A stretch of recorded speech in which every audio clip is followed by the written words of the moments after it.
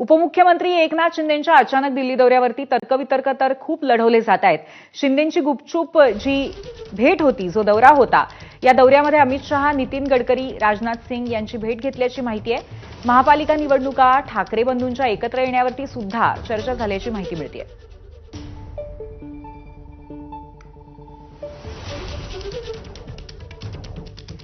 यामधले जे तर्कवितर्क आहेत ते आपण बघतोय। शिंदेंचा दौरा सुप्रीम कोर्टातल्या शिवसेना पक्ष आणि चिन्हावरच्या सुनावणी संबंधी असल्याचा अर्थातच पहिला महत्त्वाचा मुद्दा आहे।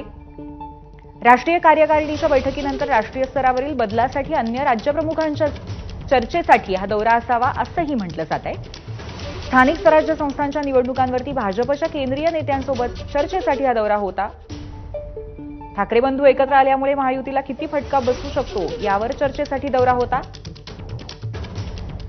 ठाकरे बंधूंच्या एकत्र येण्यामुळे मराठी मतांमध्ये किती आणि कुठे फरक पडू शकतो यावर चर्चा असल्याचाही तर्क आहे। तर मग कदाचित वरती असं सांगितलं जाईल, ठीक आहे, सीटच्या बाबतीत थोडी ऍडजस्टमेंट आपण करूया, इन्कम टॅक्सच्या नोटिसेस आम्ही माघार घेऊ, अशी कुठेतरी वाटाघाटी नाही तर चर्चा तिथं सुरू असावी। पण फक्त प्रश्न एवढाच आहे की भाजपच्या सुद्धा अनेक नेत्यांकडे जमिनीचे विषय, इन्कम टॅक्सचे विषय, त्यांच्याकडे नोटिसेस जात नाही। त्यांचा जो दुसरा मित्र पक्ष आहे, दादांच्या पक्षाच्या नेत्यांकडे इन्कम टॅक्सच्या नोटिसेस जात नाही, पण एकनाथ शिंदे साहेबांकडे जातात। हे मात्र त्या ठिकाणी आपल्याला अभ्यास करण्यासारखं आहे।